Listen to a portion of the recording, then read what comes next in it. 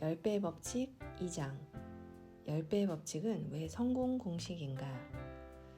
나의 창업 이야기, 불확실성을 이기는 법. 10배의 법칙에 따른 생각과 행동의 중요성을 살펴보기에 앞서 내 이야기를 잠시 할까 한다. 예전에 나는 온갖 프로젝트를 진행하면서 성공으로 이끄는 데 필요한 시간과 에너지, 돈, 노력을 과소평가했다. 그래서 새로운 고객을 유치하거나 새로운 사업 분야에 뛰어들었을 때 처음 계획했던 것보다 10배 더 많은 행동을 해야 했다.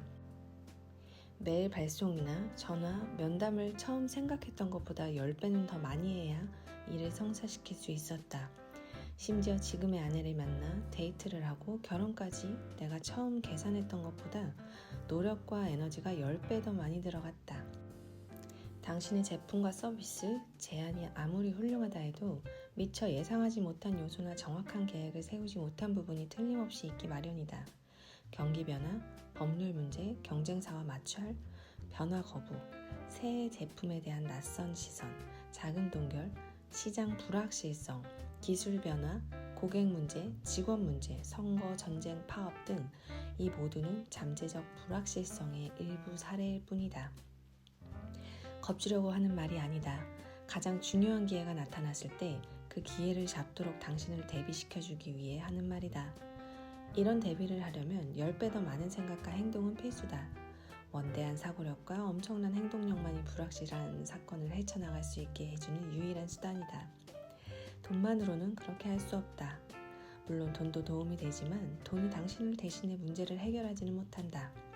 적절한 병력과 보급품, 탄약, 지구력 없이 전투에 나서면 폐잔병이 되고 말 것이다. 간단하다. 영토를 정복하는 것으로 충분하지 않다. 정복한 영토를 지킬 수 있어야 한다. 나는 29세에 첫 사업을 시작했다. 사람들은 대부분 불가피한 금융 손실을 감수하려고 하지 않기 때문에 사업에 직접 뛰어들지는 않는다. 나는 여기에 대비했고 이전 직업에 버려들었던 수입 수준에 도달하기까지 3개월 정도 걸릴 거라고 예상했다. 하지만 실제로는 거의 3년이 걸렸다. 내 예상보다 12배 더 많은 시간이 걸린 셈이다. 사업을 시작한 지 3개월 만에 나는 거의 포기할 뻔했다. 돈이 없어서가 아니라 시장의 저항에 맞닥뜨리면서 좌절했기 때문이다. 내게는 내 회사가 실패의 길로 가는 이유를 늘어놓는 아주 구체적인 목록이 있었다. 사업을 그만두고 싶어서 회사가 잘 안 될 수밖에 없는 이유를 잔뜩 모아왔던 것이다. 나는 실망의 수준을 넘어서 완전히 좌절하고 거의 무너져 버렸다. 친구에게 이렇게 말했다. 더는 못하겠어. 난 끝났어. 나는 일이 잘 되지 않는 이유를 계속해서 만들어냈다. 의뢰인은 돈이 없고 경제는 불황이고 타이밍이 좋지 않으며 나는 너무 어리고 고객은 사지 않으며 직원은 변화를 싫어하고 나는 지쳤고 직원도 지쳤고 등 이유가 꼬리에 꼬리를 물었다. 사업이 안 풀리는 이유를 알아내려고 많은 시간을 고민한 뒤에 나는 내가 완전히 엉뚱한 곳에서 해결책을 찾으려 했다는 사실을 깨달았다. 곰곰이 생각해보니 나는 신제품을 시장에 출시할 때 초반에 무엇이 필요한지 잘못 계산했다. 새로운 아이디어를 제시했지만 누구도 원하는 아이디어가 아니었다. 자금 역시 한계가 있어 직원을 고용할 수 없었고 광고를 할 여력마저 없었다. 그래서 가슴 아프게도 나와 내 회사에 대해 아는 사람이 전혀 없었다. 나는 뭘 하는지 모른 채 판촉 전화를 걸곤 했다. 사업이 잘 풀리려면 핑계 찾는 짓은 그만두어야 했다. 대신에 노력을 배가해야 했었다. 나는 온갖 잘못된 이유를 곱씹기를 그만하고 노력을 10배 더 많이 함으로써 사업을 성공시키기로 결심했다. 그러자 즉각 모든 것이 달라지기 시작했다. 나는 쏟아야 하는 노력을 올바로 측정해 시장에 다시 진입했고 성과를 내기 시작했다. 예전에는 하루에 2-3통의 세일즈 전화를 했다면 이제는 10배인 20-30통의 전화를 했다. 완전히 전념하면서 적절한 수준의 생각과 행동을 투입하자 시장은 나의 노력에 반응하기 시작했다. 소비자 반응을 이끌어내는 일은 여전히 어려웠고 실망스러울 때도 있었다. 하지만 노력을 10배 더 많이 함으로써 4배 더 많은 결과를 얻었다. 당신이 뭔가를 이루는 데 필요한 시간과 에너지, 노력을 과소평가한다면 당신 마음과 목소리, 자세, 표정, 계획에는 포기가 자리를 잡게 된다. 그러면 성취에 필요한 끈기를 발전시키지 못한다. 반면에 필요한 노력을 정확하게 계산하면 올바른 자세로 임하게 된다. 시장은 당신의 행동을 보면서 당신이 무시할 수 없는 세력이고 당신의 제품이 사라지지 않는다고 판단해 거기에 맞춰 반응하기 시작할 것이다. 절대로 목표를 줄이지 마라. 지난 20년 동안 수천 명의 개인과 기업에 컨설팅을 해봤지만 생각과 노력의 수준을 정확하게 측정하는 사람을 나는 본 적이 없다. 집을 짓거나 돈을 모으거나 법정 싸움을 하거나 직장을 구하거나 신제품을 팔거나 새로운 역할을 배우거나 승진하거나 영화를 제작하거나 인생의 동반자를 구하는 일에는 사람들이 생각한 것보다 항상 더 많은 사고와 행동이 필요하다. 이런 일 중 단 한 가지라도 쉽게 주장하는 사람을 나는 여태껏 본 적이 없다. 이러한 목표 달성은 겉으로는 쉬워 보일지 모른다. 그러나 그 일을 이루는데 무엇이 필요한지 아는 사람은 결코 쉬운 일이라고 말하지 않는다. 결과를 만들어내는데 어느 정도 노력이 필요한지 정확하게 계산하지 못하면 크게 실망하고 낙담할 수 있다. 그러면 뭐가 문제인지 제대로 파악하지 못하며 이내 목표를 달성할 수 없다고 생각해 패배를 받아들이고 만다. 관리자를 포함해 대부분의 사람이 보이는 첫 번째 대응 방식은 행동량 늘리기가 아니라 목표 줄이기다. 그동안 내가 지켜본 바에 따르면 기업 영업팀에서 관리자는 오랫동안 그런 식으로 영업 관리를 해왔다. 그들은 분기 초에 팀원들에게 할당량을 지정해주거나 팀의 목표를 정한다. 그러다 중간에 목표를 달성할 수 없겠다 싶으면 회의를 열어 달성할 수 있는 수치로 목표를 줄인다. 그렇게 해서 팀원들에게 계속 동기를 부여하고 승리 가능성을 열어둔다. 이는 그야말로 중차대한 실수다. 잠깐이라도 이런 방식을 선택지로 고려해서는 안 된다. 조직에 잘못된 메시지를 전달하기 때문이다. 목표는 중요하지 않다거나 승리하는 유일한 방법은 결승선을 앞으로 당기는 것이라는 그릇된 신호를 준다. 훌륭한 관리자는 목표를 줄이는 대신 기대에 미치지 못할 리스크를 무릅쓴 채 팀원이 더 많은 행동을 발휘하도록 격려한다. 모두의 마음을 편안하게 해주기 위해 목표를 조정하려는 시도는 사기를 꺾고 희망을 줄이고 기대를 낮추고 능력을 약화시킨다. 모든 팀원은 팀이 목표를 달성할 수 없는 이유를 나열하기 시작할 것이다. 그렇지만 이는 핑계에 가깝다. 절대로 목표를 줄이지 마라. 행동을 늘려라. 목표를 하향 조정하고 핑계를 만들고 어려움을 모면하려고 들면 꿈을 포기하게 된다. 이런 행동은 당신이 궤도에서 벗어나고 있다는 신호이다. 따라서 그럴 때는 다시 깊이 생각해보고 처음에 계산했던 노력의 양을 올바르게 조정해야 한다. 성공은 우연히 찾아오지 않는다. 10배의 법칙에서 목표의 종류는 전혀 문제가 되지 않는다. 끈기를 갖고 올바른 행동을 적절한 양을 쏟아부었다면 어떤 목표든 이룰 수 있다. 다른 행성에 가보고 싶다고 해보자. 이를 달성하는데 얼마나 시간이 걸리든 적절한 수준의 행동력을 발휘하면 목표를 이룰 수 있다고 가정해야 마땅하다. 필요한 행동을 잘못 계산하면 사람들은 어김없이 스스로 합리화하기 시작한다. 인류는 실패를 정당화하려는 목적을 가진 계산기를 내장하고 있는 것처럼 보인다. 문제는 이 계산기가 언제나 행동량이 아닌 다른 것을 1순위로 계산한다는 것이다. 이 계산기는 논리적이지 않고 감정적인 경향이 있다. 일이 잘 풀리지 않는 이유를 정당화하려고 프로젝트가 훌륭하지 않다거나 고객이 없다거나 불행이라거나 팀원이 부족하다는 등의 핑계를 댄다. 이는 아마 미디어나 교육 시스템, 성장 환경이 잘못된 내용을 계산기에 심어놓았기 때문이다. 시장이 준비되어 있지 않았다. 경기가 나쁘다. 이건 필요 없다. 이 일은 내 적성에 맞지 않는다. 목표가 비현실적이다. 등의 핑계가 계산기에 들어있다. 하지만 틀렸다. 이 계산기는 한마디로 필요한 행동량이 올바로 계산하지 못한다. 시기와 경기, 제품, 모험의 수준과 상관없이 시간이 걸리더라도 올바른 행동을 적절한 양을 쏟아부은다면 반드시 성공한다. 지난 30년 동안 회사들을 세우고 신제품과 새로운 아이디어를 시장에 내놓으면서 했던 경험을 바탕으로 나는 확실히 말할 수 있다. 당신이 사업 계획을 얼마나 꼼꼼히 세우든 예측하지 못한 뭔가가 반드시 존재한다. 제품 생산 비용이 전혀 들지 않거나 가장 강력한 경쟁사보다 100배 더 우수한 제품을 당신이 내놓는다 해도 내 말은 달라지지 않는다. 그러니 그런 예측을 불가능한 온갖 잡음을 뚫고 나가 사람들에게 당신의 제품을 알리려면 어김없이 10배 더 많은 노력을 기울여야 한다. 어떠한 프로젝트를 시도하든 모든 일에는 당신이 상상한 것보다 더 많은 시간과 돈, 에너지, 노력, 사람이 필요하다고 가정하라. 당신이 처음에 한 계산에다가 10을 곱하라. 그래야만 안전하다. 만약 예상보다 10배까지 더 들지 않았다면 정말 잘한 것이다. 크게 실망하기보다 기분 좋게 놀라는 쪽이 더 낫지 않은가? 신제품이나 아이디어를 시장에 내놓는 시간을 단축하려면 더 짧은 기간에 더 많은 사람과 더 많은 장소에서 협력해야 한다. 그러자면 반드시 모든 일을 10배 더 많이 해야 한다. 예를 들어 회사에서 아이디어를 한 사람에게 기획하도록 했다면 이제는 10명에게 그 일을 맡겨야 한다. 그래야 시간 단축이 가능하다. 하지만 이때 명심해야 할 점이 있다. 직원을 10배 더 많이 쓰면 돈이 10배 더 든다. 그리고 직원을 관리할 사람도 있어야 된다. 10배의 상수를 적용하려면 프로젝트 진행 중 언제든 생길 수 있는 예상치 못한 다양한 변수에 대처할 수 있다. 고용 문제, 소송, 경기 변동, 국가적 또는 세계적 사건, 경쟁, 질병 등을 10배의 법칙으로 대비할 수 있다는 말이다. 또한 프로젝트에 대한 시장 저항, 사람들의 보수적인 태도, 기술 변화 등 발생 가능한 온갖 사안을 이 대비 목록에 추가할 수 있다.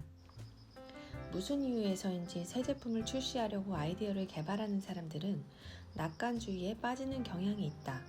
이 때문에 프로젝트 완수에 무엇이 필요한지 완전히 잘못 판단하는 일이 잦다. 프로젝트에 대한 열정은 분명 중요하다. 하지만 한 가지 중요한 사실을 잊어서는 안 된다. 잠재 고객은 당신이 내놓을 제품을 아직 모르기 때문에 당신만큼 열광하지 않는다는 것이다.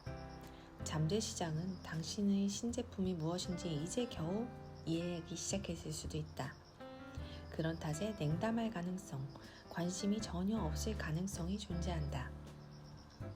비관주의자가 되라는 말이 아니라 모든 사태에 대비하라는 것이다. 10배의 법칙으로 무장한 채 프로젝트에 뛰어들라. 당신 인생이 10배의 법칙에 달려있다고 여기며 그렇게 하라. 당신이 모든 발걸음을 하나하나 카메라로 찍듯이 행동을 관리하라. 자녀와 손주에게 인생에서 성공하는 법을 알려줄 본보기로 당신의 삶의 기록을 남긴다고 생각하며 행동하라. 역사의 한 페이지를 장식하고자 마지막 기회를 노리는 챔피언처럼 맹렬한 기세로 모든 목표를 공격하라. 그리고 일단 시작하면 끝까지 완벽하게 해내야 한다는 사실을 언제나 명심하라. 이는 모든 위대한 승자의 공통점이다. 핑계대지 말고 절대 타협하지 않는 자세로 임하라.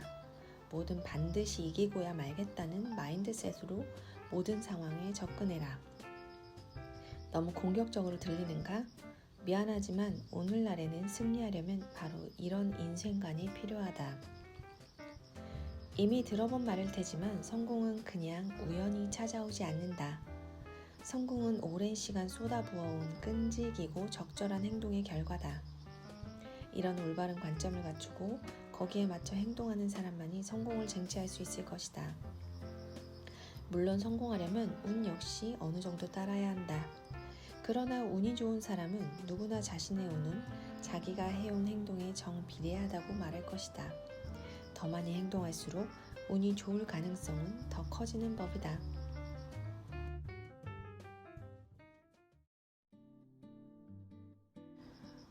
열배의 법칙 챕터 3 성공이란 무엇인가? 성공은 왜 중요할까? 성공이라는 단어를 앞서 여러 번 언급했지만 이것이 실제로 무엇을 의미하는지 명확하게 살펴보자. 성공의 의미는 분명 사람마다 다를 것이다. 각자가 인생의 어느 시점에 있는지 또는 무엇에 관심이 있는지에 따라 성공의 정의는 달라진다. 어린 시절에는 처음으로 용돈을 받는 일 또는 잠자리에 들 시간이 지났는데 놀 수 있는 일이 성공이었을지 모른다. 하지만 이런 것들은 몇 년만 지나면 더는 관심을 끌지 못한다. 10대 시절의 성공은 자신만의 침실이나 스마트폰을 갖는 것 또는 기가시간 제한이 풀릴 수 있다는 것이다. 20대 초라면 생애 첫 아파트를 장만하거나 첫 승진을 하는 것이 성공을 의미할 수 있다. 그런 다음에는 결혼, 자녀, 지속적인 승진, 여행, 더 많은 돈이 성공일지 모른다. 나이가 들고 상황이 바뀌면서 성공에 대한 정의 역시 바뀐다. 나이가 훨씬 더 많이 들게 되면 건강과 가정, 손주, 남길 유산, 죽은 후 기억될 모습에서 성공을 찾으려고 할 수 있다. 이처럼 인생에서 어느 시점에 있느냐, 어떤 환경에 있느냐, 관심이 집중되는 상황과 사건, 사람이 누구냐에 따라 성공의 정의가 달라질 수 있다는 것이다. 성공은 경쟁, 영성, 신체, 정신, 정서, 배움, 공동체, 가정 등 수많은 영역에서 찾을 수 있다. 하지만 성공을 어디서 발견하든 성공을 이루고 유지하기 위해 알아야 할 가장 중요한 사항은 다음과 같다. 3가지. 성공은 중요하다. 성공은 당신의 의무다. 성공은 한계가 없다. 이 장에서 1번을 다룰 것이다. 문화, 인종, 경제 배경, 사회 집단에 상관없이 사람들은 개인과 가족 집단의 행복, 나아가 자신을 포함한 집단의 생존의 성공이 필수적이라는 데 모두 동의할 것이다. 성공은 자신감, 안정감, 안락감, 더 크게 이바지할 능력을 안겨준다. 또한 당신이 성공하려면 다른 사람들에게 희망을 주고 당신은 그들에게 리더십을 발휘할 수 있게 된다. 성공이 없다면 목표와 꿈은 사라지며 당신과 당신이 속한 집단, 회사, 심지어 문명, 사회 전체가 생존과 번영을 중단하고 만다. 확장이라는 측면에서 성공을 생각해보자. 지속적인 성장이 없다면 기업이든 꿈이든 심지어 어떤 인종, 전체든 하나의 독립된 실체로 더는 존재하지 못한다.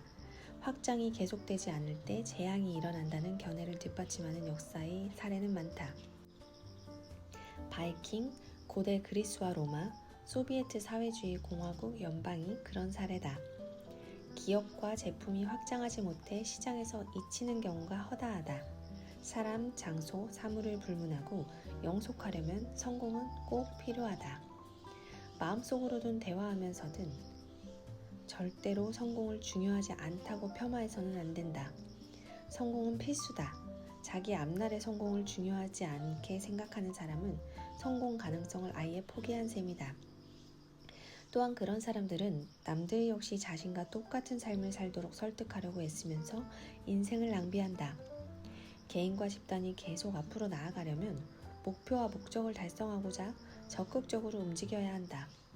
그렇지 않으면 어느 순간 더는 존재하지 않거나 다른 사람이나 집단의 일부가 되어 소모품으로 쓰일 것이다. 자신들의 지위를 유지하려는 기업과 산업은 새로운 제품을 성공적으로 개발해 시장에 내놓아야 한다. 그래서 고객과 직원, 투자자를 끊임없이 기쁘게 해주어야 한다.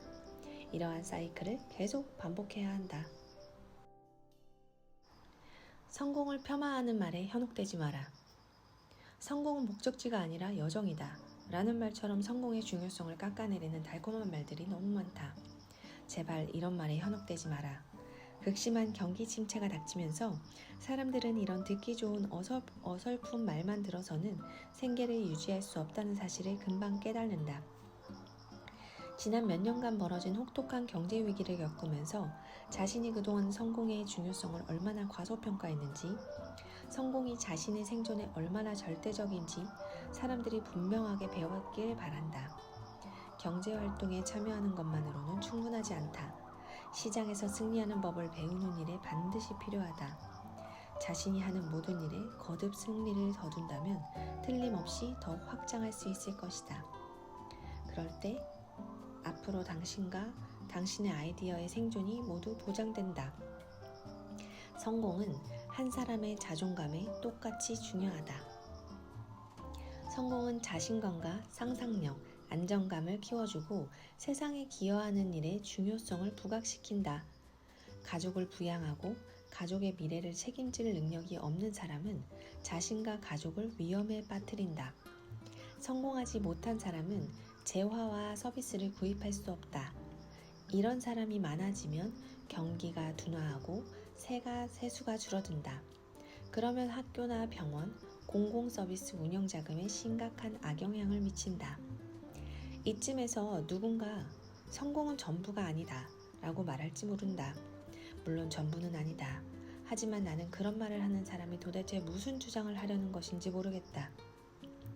내 세미나에 참석한 청중이 그런 말을 하면 나는 흔히 이렇게 되묻는다. 당신이 이루지 못했다고 해서 그런 일의 중요성을 깎아내리고 싶습니까? 현실을 직시하라. 당신이 달성하려는 목표가 무엇이든 성공은 절대적으로 중요하다. 관심을 거두면 승리 역시 중단된다. 승리를 계속 포기해보라. 그러면 완전히 포기하게 될 것이다. 엄마나 아빠가 패배하거나 포기하는 모습을 보면 과연 아이들에게 이로울까? 당신이 예술작품을 팔지 못하고 훌륭한 책을 출간하지 못하고 세상을 나아지게 할 훌륭한 아이디어를 실행하지 못할 때 이로울 사람이 어디 있는가? 당신의 실패로 유익할 사람은 아무도 없다. 그러나 만일 당신이 이런 상황을 뒤집어 당신의 목표와 꿈을 이룬다면 그러면 뭔가 엄청나게 유익한 일이 벌어질 것이다. 10배의 법칙 4장 성공은 당신의 의무다. 나는 어떻게 패배자의 늪에서 벗어났나? 성공을 더는 가만히 앉아서 기다리지 않고 의무이자 사명이며 책임으로 받아들이기 시작했을 때 나는 인생에서 가장 큰 전환점을 맞았다. 나는 성공을 말 그대로 윤리적 문제로 바라보기 시작했다.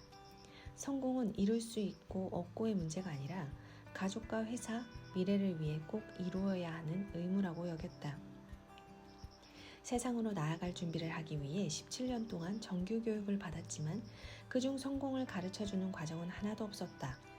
성공의 중요성을 말하는 사람도 없었고 성공하려면 무엇을 해야 하는지 알려주는 사람은 더더욱 없었다. 놀랍지 않은가? 오랜 세월 교육을 받고 수많은 정보를 얻고 수백 권의 책을 보고 교실에서 수많은 시간을 보내고 많은 돈을 들였는데도 여전히 나는 목적을 놓치고 있었다. 하지만 정말 다행히 나는 내 인생에 경종을 울리며 각성의 계기가 되어준 2번의 놀라운 전환점을 경험했다.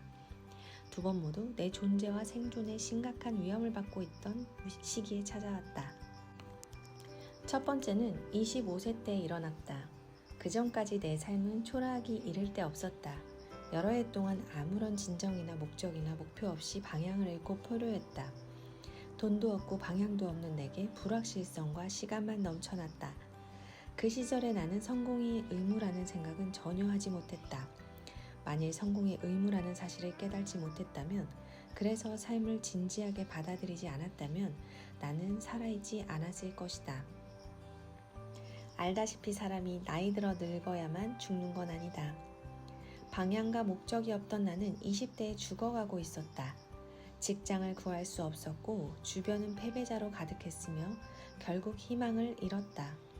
그게 다가 아니었다. 나는 날마다 마약과 알코올에 빠져 살았다. 중대한 각성 없이 그런 식으로 계속 지냈다면 기껏해야 겨우겨우 살아가거나 아마 훨씬 끔찍한 상황을 맞았을 것이다. 성공의 인생을 바치겠다고 결심하지 않았다면 내 목적이 무엇인지 몰랐을 것이고 평생을 그저 다른 사람의 목적을 충족하는 소모품으로 살다 갔을 것이다. 솔직히 세상에는 단지 존재하는 것만으로 살아가는 사람이 무척 많다. 이 사실을 나는 알아야 했다. 당시 나는 세일즈를 했는데 그 일을 하찮게 여겼다. 하지만 나는 생각을 바꿨다.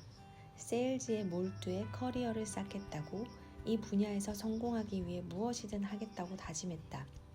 성공을 내 의무로 삼겠다고 결심한 순간 내 인생은 완전히 달라졌다. 2번째 각성은 50세에 일어났다. 당시는 대공황 이후 최대의 경기 침체였다. 말 그대로 내 삶의 모든 영역이 위험에 처해 있었다. 수십억 명의 개인 회사, 산업, 경제 전체의 생존이 위태로웠다. 내 회사가 업계에서 탄탄한 기반이 아직 없고 미래도 위험하다는 사실이 거의 하룻밤 사이에 명확해졌다. 게다가 내 경제 상태 또한 몹시 심각해졌다. 남들이 엄청나다고 생각했던 내 자산과 부가 물거품처럼 사라질 위기에 처했다. 어느 날 TV를 켰는데 주식시장과 주택시장이 붕괴하면서 실업률이 치솟고 어마어마한 부가 증발하고 있다는 뉴스를 본 기억이 생생하다. 주택이 압류되고 은행이 파산하고 기업은 구제금융을 받았다. 나는 그동안 성취에 도취에 안주한 나머지 더는 성공을 내 의무이자 사명이며 책임으로 여기지 않고 있었다. 그래서 가족과 회사, 나 자신을 위태로운 상황에 빠뜨리고 말았다. 나는 또다시 초점과 목표를 잃고 있었다. 이 두 가지 인생의 전환점 덕분에 나는 온전한 삶을 살면서 성공이 중요하다는 사실을 뼈저리게 깨달았다. 두 번째 경험을 통해서 대부분의 사람이 생각하는 것보다 훨씬 더 큰 성공이 필수이며 성공을 지속적으로 추구하는 일은 선택이 아니라 단연코 절대적 의무임을 깨닫게 되었다. 성공을 바라보는 올바른 자세. 한때는 나도 성공에 전념하지 못했다. 그런데 사람들 대부분이 그때의 나와 같은 방식으로 성공을 바라본다. 그들은 성공을 중요하지 않은 것으로 여긴다. 성공이 선택사항이거나 다른 사람들에게 생기는 것으로 생각한다. 어떤 사람들은 조금만 이루면 다 잘 될 거라고 믿으며 작은 성공으로 만족한다. 성공을 선택으로 여기기 때문에 많은 사람들이 성공을 이루지 못한다. 바로 그런 생각 탓에 잠재력을 최대한 발휘하는 일에 근처도 가지 못한다. 자신의 능력을 얼마나 제대로 끌어낼 수 있는지 스스로 물어보라. 내면의 솔직한 답변이 썩 마음에 들지 않을 수 있을 것이다. 잠재력 발휘를 자신의 의무로 여기지 않는다면 당신은 잠재력을 발휘하지 못하게 될 것이다. 성공이 윤리적 문제가 되지 않는다면 당신은 능력을 발휘할 의무감도 느끼지도 동기를 얻지도 못할 것이다. 사람들은 성공을 이루는 일을 절대적 의무라고 생각하지 않는다. 죽기 살기로 덤비지 않고 꼭 쟁취해야겠다는 생각이 없으며 굶주린 하이에나처럼 나는 아직도 배고프다는 정신이 없다.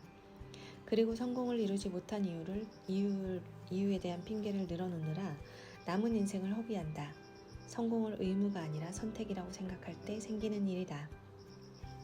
우리 가족은 성공을 매우 중요한 일, 가족의 생존이 달린 일로 생각한다. 나와 아내는 성공에 대한 의견이 일치한다. 우리는 성공이 왜 그렇게 중요한지 자주 대화를 나누고 부차적인 문제들로 방해받지 않으려면 무엇을 해야 하는지 확실하게 정한다. 내가 말하는 성공은 금전면에 국한하지 않고 모든 영역에서 이루는 성공이다. 결혼 생활, 건강, 종교, 공동체에 대한 기여, 미래, 심지어 죽은 후의 미래까지 염두에 두고 성공을 이뤄나가야 한다. 훌륭한 부모가 양육에 대한 의무감을 지니는 것과 같은 식으로 성공의 개념에 접근해야 한다. 자녀를 키우는 일은 부모에게 영예이자 의무이며 우선순위다. 훌륭한 부모라면 자녀를 돌보는 데 필요한 모든 일을 기꺼이 할 것이다. 훌륭한 부모는 한밤중이라도 아기가 배고파 울면 젖을 물리고 자녀의 의식주를 해결하기 위해 열심히 일하고 자녀를 위해 싸우고 자녀를 보호하기 위해서라면 자신의 목숨까지 내놓는다. 성공을 바라보는 자세가 바로 이래야 한다. 행동하는 사람만이 운을 얻는다. 원하는 일을 달성하지 못한 사람이 자신을 정당화하는 일은 상당히 흔하다. 심지어 자신에게 거짓말까지 하는데 성공의 가치를 최소화함으로써 그렇게 한다. 오늘날 이런 경향은 사회의 여러 분야에서 쉽게 찾아볼 수 있다. 책이나 교회에서 또는 학교에서 성공이 별로 중요하지 않다는 생각을 부추긴다. 예를 들어 자신이 원하는 것을 얻지 못한 아이들은 처음에는 잠시 싸우며 울지만 곧 애초에 자신이 그것을 원하지 않았다고 스스로 설득한다. 어떤 일에서 결과를 내지 못했더라도 그 일을 간절히 이루고 싶었다고 인정하는 것은 결코 해로운 일이 아니다.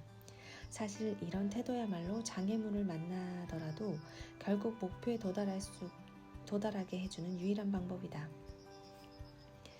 아무리 운이 좋고 인맥이 탄탄한 사람이라 적절한 시기에 적절한 장소에서 적절한 사람들과 함께하려면 뭔가 행동을 해야 한다.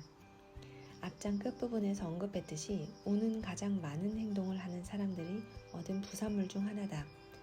성공한 사람이 운이 좋아 보이는 건 성공이 자연스럽게 더 많은 성공을 낳기 때문이다. 그들은 목표에 도달함으로써 마법과 같은 추진력을 만들어낸다. 이 추진력 덕분에 더 원대한 목표를 설정하고 또 끝내 이루어낸다. 당신이 행동의 중요성을 간과한다면 성공한 사람들이 얼마나 많은 행동하고 실패했는지 알지 못할 것이다. 세상은 그들이 성공한 순간에만 스포트라이트를 비추기 때문이다.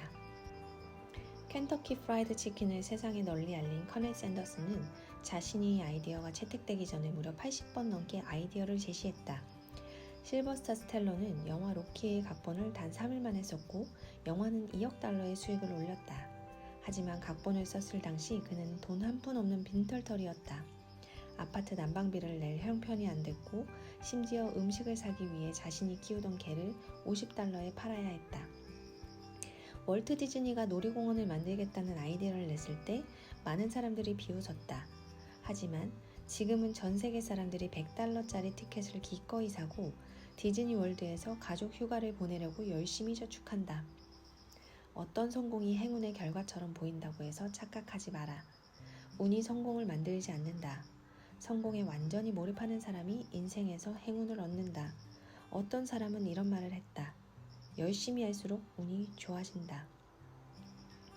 성공을 당신의 의무이자 습관으로 만들어라. 여기서 우리는 한 걸음 더 나아갈 수 있다. 당신이 반복적으로 성공을 이룰 수 있다면 이제 성공은 성공이라기보다 습관에 가까워진다. 성공이 누군가에게 일상적인 일이 되는 것이다. 성공한 사람은 자기력 같은 것을 지녔다고 묘사되기까지 한다. 그들은 사람들을 끌어다니는 X이자 또는 마법 같은 매력을 갖고 있다. 왜일까? 성공한 사람은 성공을 의무이자 사명이며 책임으로 보기 때문이다. 심지어 성공을 자기의 권리라고 여긴다. 두 사람에게 성공의 기회가 닥쳤다고 해보자. 성공을 자신의 의무라고 믿고 손을 뻗어 움켜쥐는 사람이 성공할까? 아니면 안 되면 말고 라는 태도를 지닌 사람이 성공할까? 답은 뻔하다. 눈 떠보니 성공했다 라는 말을 자주 듣지만 실제로 그런 일은 일어나지 않는다. 성공은 언제나 앞서 한 행동들의 결과로 생기는 것이다. 사소해 보이는 행동이든 오래전 한 행동이든 그 행동들이 쌓여서 성공을 이룬다. 성공을 거둔 사업가나 제품, 배우, 밴드 등을 보고 하룻밤 사이에 성공했다고 하는 사람은 특정한 개인이 성공의 길을 구축하기 위해 쏟은 엄청난 사고력을 무시하는 것이다. 그들은 성공한 사람들이 길을 쟁취하기 전에 얼마나 많은 행동을 했는지 이해하지 못한다. 성공한 사람에게 승리는 그들이 받아 마땅한 보상이라는 사실을 알지 못한다. 성공은 성공이 자신의 것이라고 정신적, 영적으로 주장하면서 성공을 이룰 때까지 시간을 투자하고 필요한 행동을 한 사람이 얻는 결과다. 성공을 자기 가족과 회사, 자신의 미래에 대한 윤리적 의무이자 사명이며 책임으로 보지 않는다면 성공으로 이룰 가능성은 지극히 낮다. 설령 한두 번 어느 정도 성공한들 성공을 유지하기는 너무 어렵다. 장담하는데 당신과 당신 가족, 회사가 성공을 책임이자 윤리적으로 의무적으로 생각한다면 그 순간부터 모든 것이 즉시 변하기 시작할 것이다. 윤리가 개인적인 문제인 건 맞다. 하지만 윤리가 거짓말하거나 도둑질하지 않는 일에만 국한되지 않는다는 사실에 대부분 동의할 것이다. 윤리의 정의는 확장될 수 있다. 우리 각자가 부여받은 신성한 잠재력을 최대한 발휘해야 한다는 개념 역시 윤리에 포함될 수 있다. 심지어 나는 엄청난 성공을 이루겠다고 주장하지 못하는 것은 비윤리적인 태도라고 말하고 싶다. 잠재력을 날마다 최대한 발휘하기로 선택하는 일이 윤리적이라면 그렇지 않은 것은 윤리를 위반하는 짓 아닌가? 성공을 자신의 의무이자 사명이며 책임이라고 끊임없이 주장해야 한다. 나는 어떠한 상황에서든 성공이 당신의 의무이자 사명이며 책임이 되는 확실한 방법을 보여줄 것이다. 꿈의 크기가 어떻든 중간에 어떤 장애물을 만나든 시기가 어떠하든 사업이나 업계의 종류가 무엇이든 성공은 당신의 의무이자 사명이며 책임이다. 성공은 윤리적 관점에서 접근해야 한다. 성공은 당신의 의무이자 사명이자 책임이다.